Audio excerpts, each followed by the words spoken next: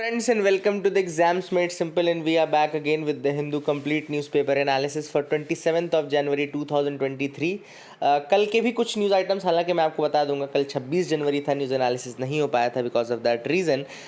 सुबह वो लड्डू वड्डू मिलते ना तो उसमें अपन चले गए थे. तो I hope you people would also have eaten that. And start करेंगे आज का न्यूज़पेपर एनालिसिस. और सबसे पहले रिक्वेस्ट ये रहेगी कि वीडियो शुरू करने से पहले लाइक ज़रूर कर दीजिए. That is one thing which I want and I expect you to do also. उससे हमारा भी मोटिवेशन बना रहता है. स्टार्ट करते हैं सबसे पहले आज के सवालों के साथ. पहला सवाल है, कांगरी एक ट्रेडिशनल हीटर सिस्टम है कंप्राइजिंग अर्दनवेयर इन अ विकर बास्केट. आपको बताना है कौन से स्टेट में यूज़ होता है. Options are Kerala, A, B Nagaland, C Jammu Kashmir या डी न्यू दिल्ली. आंसर आपको दिख गया होगा ऐसे. The correct answer for this is C, यानी कि Jammu and Kashmir is the correct answer. Kangri use करते हैं, ट्रेडिशनल हीटर सिस्टम होता है. दूसरा सवाल आपके लिए है, which of the following were the literary works by B R Ambedkar. इनमें से कौन सी किताबें बी आर अम्बेडकर ने लिखी हैं. पहला है बहिष्कृत भारत, सेकंड है Buddha and his Dhamma, third है India of my dreams and fourth है एनिहिलेशन ऑफ कास्ट. ये काफ़ी इंपॉर्टेंट क्वेश्चन है, अगर आप लोग अटेम्प्ट कर सकें तो काफ़ी अच्छा है. The correct answer for this is, देखो बहिष्कृत भारत लिखा है उन्हें, Buddha and is Dhamma yes, annihilation of caste yes. India of my dreams नहीं, ये महात्मा गांधी का है. India of my dreams Mahatma Gandhi का लिटरेरी वर्क है. तो 1, 2 and 4 will be the answer. Yes, 1, 2 and 4 will be the answer. Question number 3 है, the Tamil Thirukkural written by Thiruvalluvar mainly deals with. तो थिरुकुरल जो कि लिखा गया है किसके द्वारा, थिरुवल्लुवर के द्वारा लिखी गई है, उसमें मेनली क्या मेंशन्ड है. Options are politics and administration, B genealogy of major Tamil kingdoms, C ethics and way of life and D astronomy and astrology. The correct answer for this is C, ethics and way of life.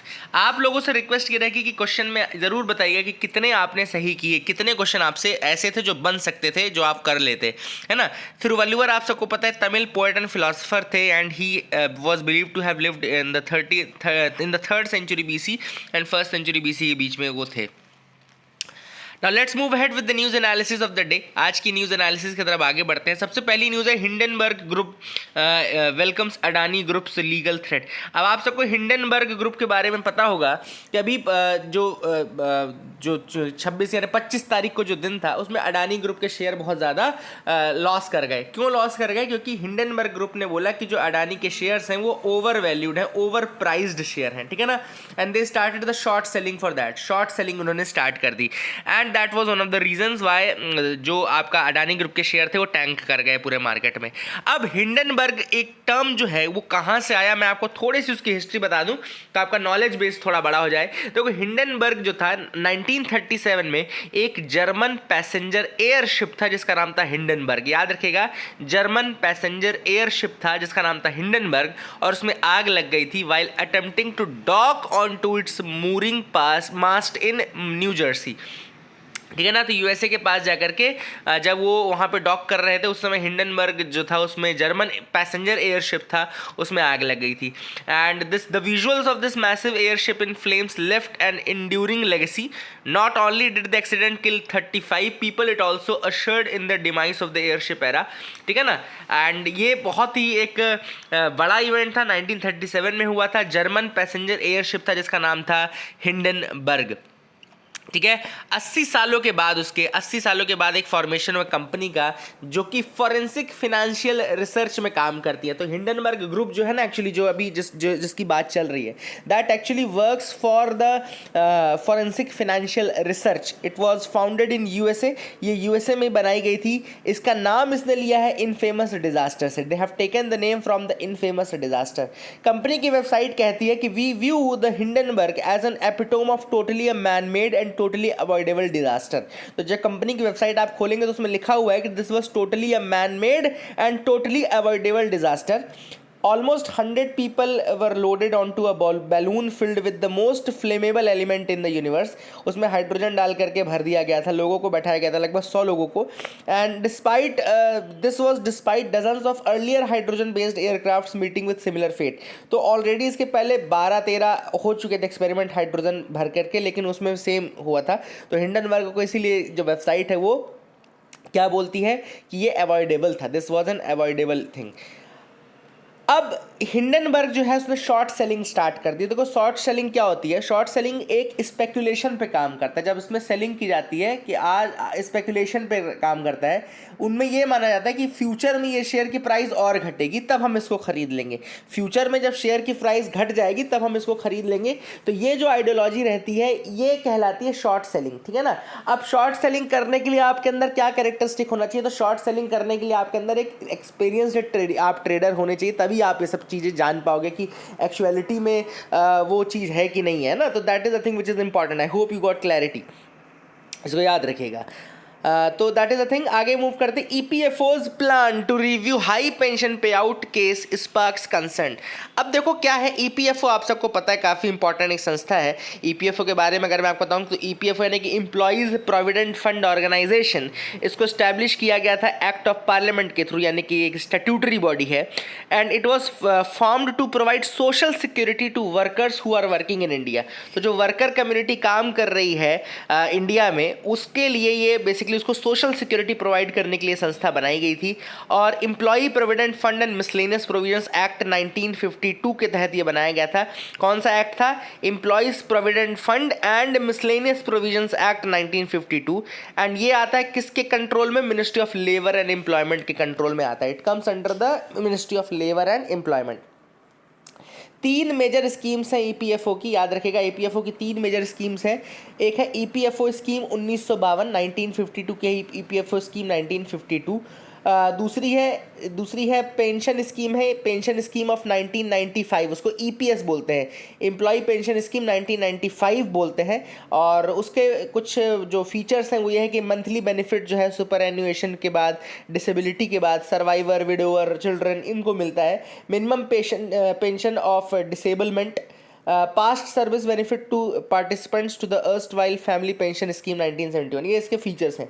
इसकी तीसरी scheme भी है insurance scheme 1976, ठीक है ना। तो कौन कौन सी स्कीम है ईपीएफओ की? ईपीएफओ स्कीम 1952, पेंशन स्कीम 1995 और तीसरा है यहाँ इंश्योरेंस स्कीम 1976। अभी जो हम बात कर रहे हैं वो 1995 की स्कीम के तहत बात कर रहे हैं। अभी रिसेंटली सुप्रीम कोर्ट का एक ऑर्डर भी आया था, अगर आपको याद हो तो सुप्रीम कोर्ट ने रिसेंटली एक ऑर्डर भी किया था रिगार्डिंग दिस। नवंबर में ही एक ऑर्डर आया था जिसमें उन्होंने कहा employees who were existing members of EPS 95, है ना, एज ऑन 1 सितंबर 2014, ऐसे लोग जो ईपीएस यानी कि एम्प्लॉय पेंशन स्कीम 1995 के मेंबर्स थे एज ऑन सितंबर 1, 2014, they can contribute up to 8.33% of their actual salaries, है ना, 8.33% of their actual salaries as against 8.33% of pensionable salary capped at 15,000 a month. तो क्या था, पेंशनेबल सैलरी को 15,000 रुपये कैप कर दिया था ईपीएफओ ने। तो लोग 8.33% कंट्रीब्यूट कर पा रहे थे only of that capped pensionable salary 15,000 का। लेकिन सुप्रीम कोर्ट ने ऑर्डर में ये बोला कि आप 8.33% कंट्रीब्यूट कर सकते हो अपनी एक्चुअल सैलरी का। हो सकता है मान लो एक्चुअल सैलरी आपकी 30,000 हो तो उसका 8.33, जब आप उसका 8.33 करोगे कंट्रीब्यूट, तो ऑब्वियस सी बात है आपकी जो पेंशन होगी वो ज़्यादा बढ़ जाएगी, दैट विल इंक्रीज, है ना। क्योंकि अभी आप 15,000 की कैप का 8.33% कर रहे हो, फिर आप एक्चुअल सैलरी का 8.33% करने लगोगे। इसके अलावा एक और चीज़ की गई थी सुप्रीम कोर्ट के ऑर्डर में, 2014 में एक अमेंडमेंट किया गया था जिसमें यह कहा गया था कि एक रिक्वायरमेंट है 1.16% एम्प्लॉयर भी इसमें कंट्रीब्यूट करेगा। तो ये 1.16% का जो रिक्वायरमेंट है वो भी सुप्रीम कोर्ट ने नल एंड वॉइड कह दिया, बोला नहीं ये 1.16% नहीं करेगा, ठीक है। तो 14 के अमेंडमेंट्स में बेसिकली ये सब चीज़ें हुई थी जिसको कि सुप्रीम कोर्ट ने ऐसा कहा, ठीक है। तो that is the thing which is important. I hope you got clarity regarding that. अभी एक ईपीएफओ ने सर्कुलर निकाला है कि जो एलिजिबल पर्सन्स है हायर पेंशन के लिए, मतलब कि जो 8.33% ऑफ द एक्चुअल सैलरी के लिए, वो कौन से लोग हैं, ईपीएफओ ने क्लियर किया है। पहला, द ईपीएस मेंबर यानी कि एम्प्लॉय पेंशन स्कीम का मेंबर होना चाहिए who as employee had contribution on salary exceeding than the prevalent wage ceiling of ₹5,000 और 6,500। The EPS member who as employees had contributed on salary exceeding the then prevalent wage ceiling of 5,000 और 6,500, ठीक है ना। तो मतलब उस समय की जो सैलरी थी उस 5,000 या 6,500 उसको एक्सीड करने के बाद जो कंट्रीब्यूशन था वो एम्प्लॉई ईपीएस के मेंबर दे रहे हो। दूसरा, EPF subscriber who exercise joint operation under EPS of a pre amendment scheme while being member of EPS 95। तो ये सब चीज़ें बहुत ज़्यादा याद करने की जरूरत नहीं है, लेकिन आपको मैंने केस बता दिया, आपको मैंने बता दिया कि कौन मतलब ईपीएफओ करती क्या है, बनी कैसे, ये सारी चीज़ें वो इंपॉर्टेंट है, उनमें से क्वेश्चन पूछा जा सकता है। जो चेंजेस हैं वो ज़रूर याद रखना, सुप्रीम कोर्ट ने क्या बोले हैं और क्या कहें वो मैंने आपको दोनों बता दिया कि पहला तो 8.33% 15,000 का था, लेकिन वो 8.33% एक्चुअल सैलरी का कर दिया है ना, एज ऑन 1 सितंबर 2014, कट ऑफ डेट याद रखना। और दूसरी चीज़ जो मैंने आपको बताई कि वो 1.16% जो एम्प्लॉयर को कंट्रीब्यूशन देना था वो भी हटा दिया गया, ठीक है ना। यहाँ पे एक कम्युनिटी छारा कम्युनिटी के बारे में लिखा हुआ है, तो let me tell you the facts about Chhara community. Chharas are mainly from Gujarat, majorly Gujarat की कम्युनिटी है Chhara, and some are even from Rajasthan, कुछ लोग राजस्थान में ही पाए जाते हैं। And they were once a criminal tribe, उनको एक समय क्रिमिनल ट्राइब्स में कंसीडर किया जाता था, बाद में इनको डी नोटिफाइड ट्राइब कर दिया गया। आप सबको पता है कि क्रिमिनल ट्राइब्स एक्ट जो था वो 1871 में लाया गया था।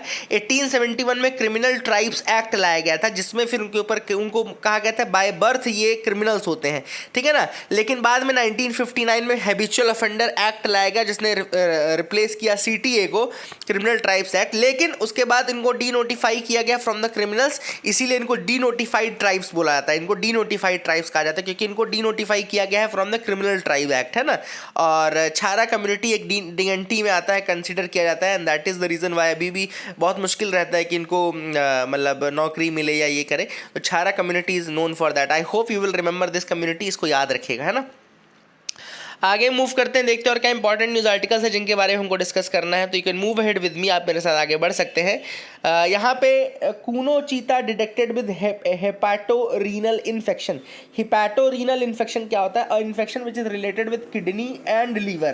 तो याद रखिएगा, हिपैटोरीनल इन्फेक्शन जो है उसमें किडनी प्लस लीवर में इन्फेक्शन होता है ना, तो उससे रिलेटेड है हिपैटोरीनल। इसको लिख लेना, अपने नोट्स में ऐड कर लेना, hepatorenal, what is the meaning of that, which organs are affected in hepatorenal. अब है एटिको पक्का टॉय क्राफ्ट। अभी भी एक्चुअली पद्म अवार्ड दिए गए हैं, पद्मश्री दिया जा रहा है सीवी राजू को, पद्मश्री दिया जा रहा है सीवी राजू को, and he is known for Etikoppaka wooden toy, basically जो आर्ट है, दैट इज़ द थिंग, है ना। और ये जो एटिको पक्का ये एक ट्रेडिशनल क्राफ्ट विलेज है, Visakhapatnam district in the Andhra Pradesh में विशाखापट्टनम के अंतर्गत आता है एटिको पक्का। एक ट्रेडिशनल क्राफ्ट्समैन विलेज है ये, एंड एटिको पक्का टॉय बोलते हैं। एक मैं आपको चीज़ बताना चाहता हूँ एक्स्ट्रा, कि कौन कौन से स्टेट्स के कुछ इंपॉर्टेंट टॉयज़ हैं जो फेमस हैं। तो यहाँ पे एक मैंने वेबसाइट जैसे खोली, यहाँ पे आप देखते हैं छन्नपटना टॉय, लिख लीजिए पहले, Channapatna toys, they are particular form of wooden toys which are very famous. And ये जो है आपके एक इंपॉर्टेंट डिस्ट्रिक्ट है, रामनगर डिस्ट्रिक्ट कर्नाटका का है, वहाँ पे है। छन्नपटना टॉय को जीआई टैग भी दिया जा चुका है, that is a thing which is important. यहाँ पे वुड ऑफ राइटिया टिंक्टोरियल ट्री, यानी कि आइवरी वुड इसमें यूज़ की जाती है फॉर मेकिंग दैट, ठीक है ना, तो उसको याद रखिएगा। कुछ इस तरीके के दिखते हैं ये। आगे देख लेते हैं और कौन से इंपॉर्टेंट टॉयज़ हैं जो कि हैं। तो Kondapalli toys are there, these are the toys made of wood in Kondapalli, जो कि आपका लोकेटेड है in the Krishna district of Andhra Pradesh. तो कृष्णा डिस्ट्रिक्ट आंध्र प्रदेश में लोकेटेड है। कोंडापल्ली टॉयज़ आर देयर, है ना, तो ये आप याद रखिएगा। This has also been provided with the GI tag, Kondapalli toys, ठीक है ना। कोंडापल्ली हिल्स है वहाँ पे। एंड एक वुड है टेल्ला पोनिकी, जिससे बनता है टेल्ला पोनिकी नाम की वुड। फिर एटिको पक्का टॉयज़ मैंने ऑलरेडी आपको बता दिया कि विशाखापट्टनम डिस्ट्रिक्ट आंध्र प्रदेश, एटिको पक्का टॉयज़ जो हैं वो वहाँ पे हैं। एंड इसके अलावा ये इस तरीके के कुछ दिखते हैं, ये कोंडापल्ली मैंने आपको दिखाया। उत्तर प्रदेश के वुडन टॉयज़ वाराणसी के काफ़ी फेमस है, they are also very famous. Varanasi के भी टॉयज़ जो है काफ़ी फेमस है। इसके अलावा बस्सी जो है चित्तौड़गढ़ डिस्ट्रिक्ट में, Bassi is a place in Chittorgarh district, ये भी it is another noted centre for the wooden toys. तो चित्तौड़गढ़ क्लस्टर बोलते हैं इसको, है ना, तो काफ़ी इंपॉर्टेंट है। फिर नाटुंगग्राम डॉल्स जो है वेस्ट बंगाल के, नाटुंगग्राम डॉल्स हैं, they are in West Bengal. तो wooden dolls of Natungram is a very popular for West Bengal toys, है ना, एंड ये भी काफ़ी इंपॉर्टेंट है नाटुंगग्राम। देन इसके अलावा और कुछ अगर टॉयज हैं तो यहाँ पे थिगड़ा ढिंगला, याद रखिएगा Thigda Dhingla. These dolls are often made from small pieces of waste fabrics called thigdas and they are usually made by women from traditional Kutchi families living in the interiors of Kutch. तो गुजरात कच्छ में ये ढिंगला से बनते हैं, है ना। पंजाब चनकाना घुग्गू एंड हंदवाई ये जगह है पंजाब की। चनकाना घुग्गू एंड हंदवाई, यहाँ पे भी फेमस ये बहुत सारे ट्रेडिशनल टॉयज़ बनते हैं। मध्य प्रदेश के लैकर टॉयज़ काफ़ी फेमस है। बुधनी सीहोर डिस्ट्रिक्ट में एक जगह है, बैंक्स ऑफ नर्मदा के उसमें आती है। इको फ्रेंडली लैकर्ड वुडन टॉयज़ बनाए जाते हैं यहाँ पे, तो that is a thing which is important, है ना, याद रखिएगा। एंड ये महाराष्ट्र में सावंतवादी टॉयज़ बनते हैं। और भट्टुकाली मिनिएचर किचन सेट्स जो हैं, मिनिएचर किचन सेट टॉयज़ ये भी बनते हैं आपके, तो that is a thing which is important. I hope you got clarity. Then sikki grass crafts, ये हैंडी क्राफ्ट से सिक्की ग्रास क्राफ्ट जो हैं ये बिहार में बनते हैं। सिक्की विच इज़ इन बिहार, सिक्की से बनते हैं and that is a thing which is important. Sikki को गोल्डन ग्रास ऑफ बिहार भी कहा जाता है, सिक्की को गोल्डन ग्रास ऑफ बिहार भी कहा जाता है। फिर तमिलनाडु के चोप्पू सामान जो है तमिलनाडु के, these are the thing. Thanjavur dancing doll Mumbai बहुत फेमस है, मुंबई लत्ता भी वहाँ पे होता है। थंजावुर के डांसिंग डॉल्स बोलते हैं इसको, ठीक है ना। तो these are the things which you can remember, I hope you will remember them, इसको याद रखेगा। आगे मूव करते हैं। India's first mission to study the sun to begin by June July. तो इसरो यानी कि इंडियन स्पेस रिसर्च ऑर्गेनाइजेशन जो है वो लॉन्च करेगा Aditya L1 mission by June और जुलाई दिस ईयर, यानी कि 2023 में ही आदित्य L1 जो है फर्स्ट इंडियन स्पेस मिशन होगा जो कि ऑब्जर्व करेगा सन के सोलार कोरोना को, सन के कोरोना को याद रखेगा। कोरोना क्या है? कोरोना आउटर मोस्ट लेयर है सन की एटमॉस्फेयर की, जहां पे स्ट्रॉन्ग मैग्नेटिक फील्ड्स बाइंड करके रखती हैं प्लाज्मा को and prevent the turbulent solar winds from escaping. यह बहुत इंपॉर्टेंट फैक्ट आपको बता रहा हूं। कोरोना में स्ट्रॉन्ग मैग्नेटिक फील्ड्स होते हैं जो कि बाइंड करके रखते हैं प्लाज्मा को और प्रिवेंट करते हैं टर्बुलेंट सोलार विंड्स को एस्केप करने से। सोलार विंड्स एस्केप नहीं करती because of that strong magnetic field which binds the plasma in the corona. अच्छा, क्या होता है कई बार जो सोलार विंड्स हैं एक पर्टिकुलर स्पीड यानी क्रिटिकल स्पीड को क्रॉस कर जाती हैं। जब वो क्रिटिकल स्पीड को क्रॉस कर जाती है तो वो सन के मैग्नेटिक फील्ड से बाहर आ जाती हैं, इसीलिए सोलार विंड्स एस्केप करती हैं। वो जो स्पीड है उसको बोलते हैं एल्फवेन पॉइंट, याद रखिएगा एल्फवेन, एल्फवेन पॉइंट। एक्चुअली एल्फवेन वेव्स होती है, जो मैग्नेटिक फील्ड की हम बात करें वो एल्फवेन वेव्स होती हैं एंड यही प्रिवेंट कर, इसीलिए जब वो क्रिटिकल स्पीड को क्रॉस कर जाता है एंड बाहर निकल जाता है तो उसको एल्फवेन पॉइंट बोलते हैं, ठीक है ना। द टेम्परेचर कोरोना का जो होता है बहुत ज़्यादा होता है, it is more than 1,000,000 degrees which is much more than the temperature at the sun surface. सर के सरफेस में जो टेम्परेचर है ना उससे भी ज़्यादा होता है उसका आउटर जो सरफेस का आउटर टेम्परेचर होता है, क्योंकि ये एल्फवेन वेव्स रहती हैं। यहाँ पे आपका मतलब उस तरह की चीज़ें चलती रहती हैं, आयनाइज होता रहता है चीज़ें और बहुत ज़्यादा हीट और बहुत ज़्यादा टेम्परेचर जो है वो डेवलप होता है because of that. I hope you will remember these facts as well, आप इनको याद रखेंगे। अच्छा, अब जो आदित्य L1 में जो L1 लिखा है वो क्या होता है? वो लैग्रांज पॉइंट होता है, याद रखिएगा लैग्रांज पॉइंट बोलते हैं उसको। और लैग्रांज पॉइंट वो स्टेबल पॉइंट होता है जो जहाँ पे कि जो फोर्स ऑफ ग्रेविटेशनल पुल है दो लार्ज मासेस का वो प्रिसाइसली इक्वल होता है ना। एंड इक्वल किसके होता है? Centripetal force which are required for the small objects to move with them. तो क्या होता है इस कारण से स्टेबिलिटी प्रोवाइड करता है। और जोसेफी लुइस लैग्रांज नाम का व्यक्ति था जिसने इटालियन फ्रेंच मैथमेटिशियन था जिसने ये पॉइंट्स निकाले थे। टोटल 5 लैग्रांज पॉइंट्स हैं, there total 5 Lagrange points are there, याद रखिएगा, जिसमें 3 अनस्टेबल हैं 2 स्टेबल हैं। जो अनस्टेबल लैग्रांज पॉइंट्स हैं उनको L1 L2 L3 बोलते हैं, ठीक है ना। और जो स्टेबल लैग्रांज पॉइंट्स हैं उनको L4 L5 बोलते हैं। तो आप याद रखिएगा these are the things which are very very important, I hope you will remember them. इसके अलावा अभी जो हमारा आदित्य L1 मिशन है उसके लिए एक इंपॉर्टेंट पेलोड है जिसको बोलते हैं VELC। अगर आपसे कोई पूछे VELC न्यूज़ में था क्या है, तो ये पेलोड है, इसको बोलते हैं विजिबल एमिशन लाइन कोरोनाग्राफ, याद रखिएगा विजिबल एमिशन लाइन कोरोनाग्राफ इसको बोलते हैं। इसको डिज़ाइन और फैब्रिकेट किया गया है Indian institute of astrophysics Bangalore के द्वारा, that is the thing which is important. इसके अलावा 6 और पेलोड्स हैं जो कि बनाए जाएंगे और these are the facts which are very very important. इसके बाद इसको लॉन्च किया जाएगा यूजिंग PSLV यानी कि पोलर सैटेलाइट लॉन्च व्हीकल के थ्रू इसको लॉन्च किया जाएगा। तो ये भी आप फैक्ट याद रख सकते हैं।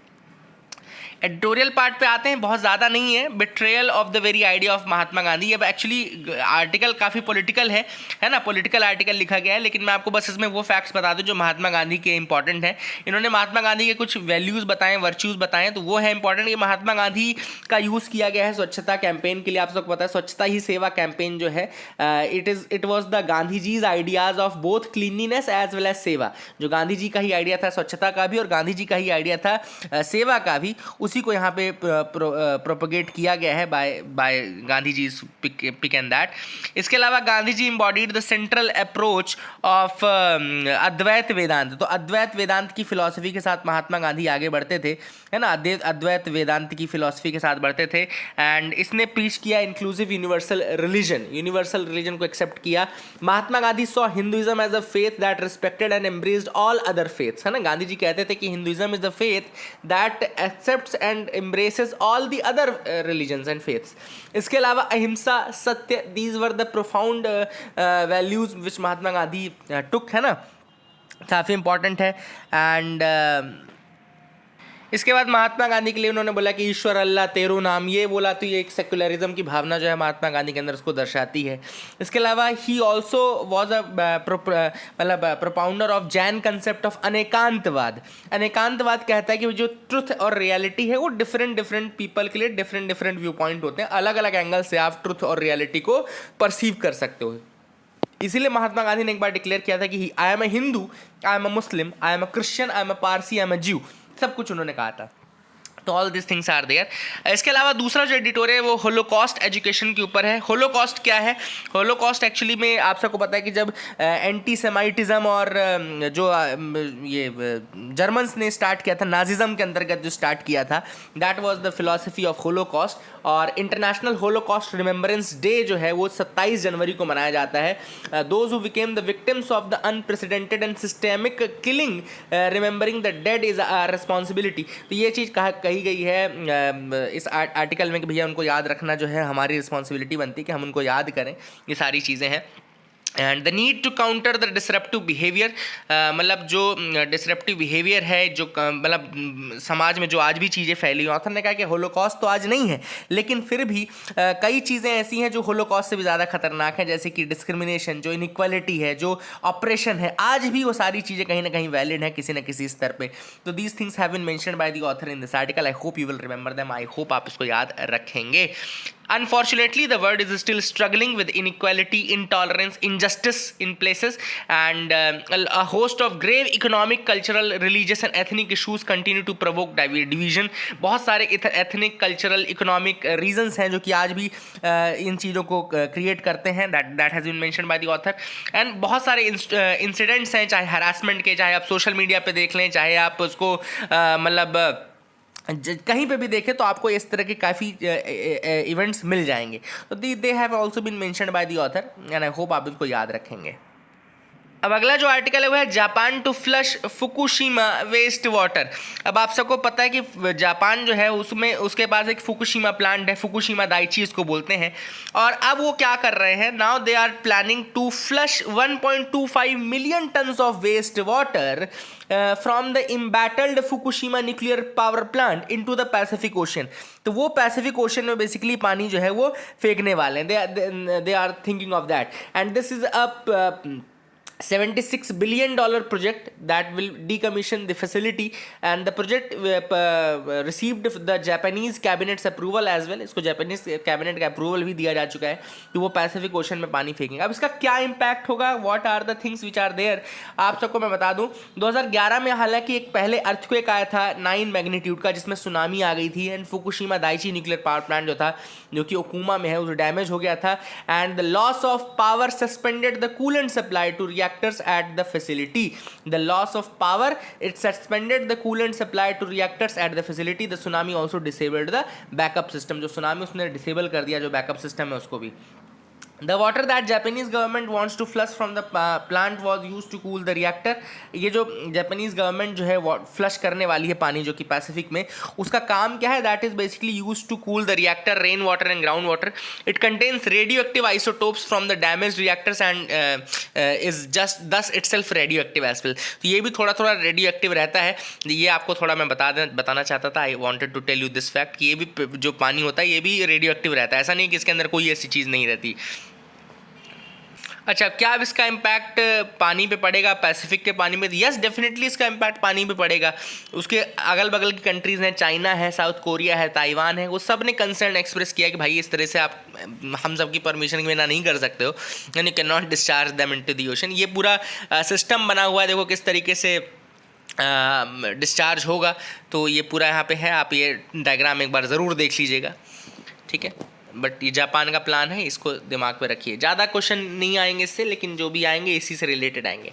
India and Egypt reiterate support for non aligned movement. अब आप सबको पता है कि इजिप्ट के एल असीसी जो थे वो चीफ गेस्ट थे हमारे यहाँ, एंड उन्होंने बेसिकली नॉन अलाइंड मूवमेंट की तारीफ़ की, नाम की तारीफ़ की। एंड इस नाम के बारे में आपको बता दूं मैं कि नाम का जो फॉर्मेशन है वो 1961 में बेलग्रेड यूगोस्लाविया में हुआ। इसमें 5 लोगों का हाथ था। Indian prime minister Jawaharlal Nehru, president of Egypt Gamal Abdel Nasser, and Yugoslavia के जोसेफ ब्रॉस टीटो, इंडोनेशिया के सुकार्नो, क्योंकि जो पहला समिट था वो भी इंडोनेशिया में होता, सुकार्नो जो थे दैट वाज, एंड क्वामी नुक्रुमा, ये क्वामी नुक्रुमा आपके ही वाज आल्सो देयर। तो ये आपके कुछ नाम है जो आप याद रख सकते हैं। क्वामी नुक्रुमा भी साउथ अफ्रीकन कंट्री थी, कौन सी थी यार, है ना। तो आप इस तरीके से याद रखेगा।